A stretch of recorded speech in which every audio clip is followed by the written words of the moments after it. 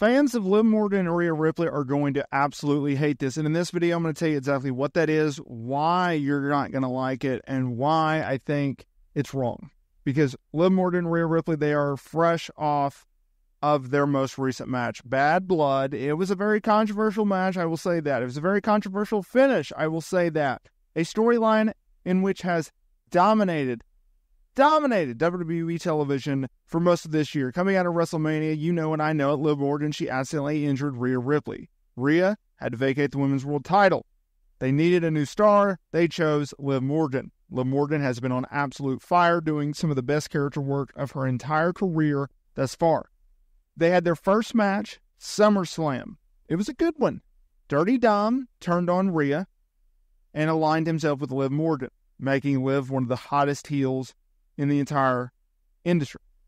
Then they do a mixed tag team match at Bash in Berlin, and it was Rhea and Damian Priest going over Dirty Dom and Liv. Now, this is where things pick up. Bad Blood, it was the second match. It was the rematch. And it was not Dirty Dom getting involved. No, in fact, he was in a shark cage and accidentally fell out of said cage, right? They had that little hanging spot.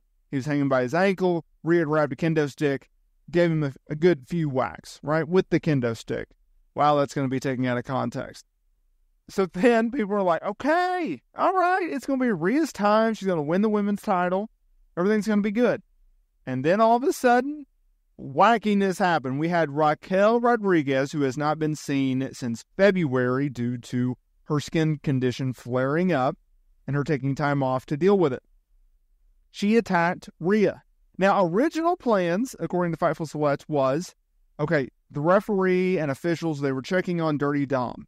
Raquel was supposed to run in, attack Rhea, and Liv was going to beat her to retain. It was going to be an outside interference type of finish. The only problem was the referee saw not only Raquel attack Rhea, but then I think she hit her like with a powerbomb or some type of slam. And so the referee's just standing there. He's like, well, crap. All right, well, I got to call for the DQ. Then Raquel very awkwardly put Liv on top of Rhea to like have her pin Rhea. But then the referee's like, dude, we just saw you attack her. I have to call for the bell has already rung. What are we doing? That leads us to today's video. So everyone gets all freaked out over star ratings, right? Anytime Dave Meltzer comes out with a freaking star rating, people lose their minds, like as if it actually means anything. Well, I take more credence in cagematch.net. What are they rating? Because just people are just voting 1 through 10 what they thought of a match. And it's a good place to, hey, I feel like watching wrestling today. What am I going to watch? Well, let me go in Cage Match and see what they rated this match, right? CM Punk versus Drew McIntyre, 9.3 out of 10. You had Nia Jax, Bayley, women's title. They got a 5.3 out of 10. Damian Priest versus Finn Balor. They got a 6 out of 10. Main event, Cody Rhodes, Roman Reigns against Bloodline. That got a 6.4 out of 10. So what did Rhea Ripley versus Liv Morgan get? A 3.4 out of 10. Now that's based off of 334 votes. Ooh. Now look, outside of this, I also saw people on social media, and they were complaining about this match. Oh, this match sucked. It had no heat. People weren't interested in it. Their SummerSlam match was way better. And I gotta agree. The match was not as good as their SummerSlam match. Did I think it was the worst match on the show? No. I thought Nia Jax versus Bayley got those honors. Heck, I thought the main event sucked, right? Outside of the return of Jimmy and The Rock, I thought that match sucked. But do I think the Rhea Ripley Liv Morgan match deserves all the hate that it got? No. I don't know what fans were thinking, okay? Because this was co-main event. This came after Damian Priest versus Finn Balor, which was actually a pretty decent match. And people were waiting. It also does not help, and this needs to be addressed. There was a stat where Bad Blood was like a 3-hour and some odd change show. There was only an hour and 43 minutes worth of actual in-ring wrestling. Everything else was filled with commercials, entrances, video packages, and just random talking. That's a problem, and that hurts the match flows for these events. You need pacing. I don't like AEW's pay-per-view events solely because I know we're going to have 12 matches on the card and it's going to go 5 hours long, right? I don't like that. 5-6 hours long. I don't want to go through a marathon of an event, right? That, it's great wrestling, but like their pacing at least is on top where, okay, we're going to be here for 6 hours, but by God, we're going to fill this show up with match after match after match after match, right?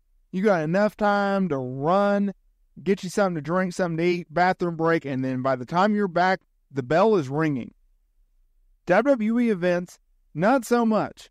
They go on and they go on and they go on, and then it's like, okay, now we get entrances, and you can take a 5-minute break and then come back, and then the match starts, right?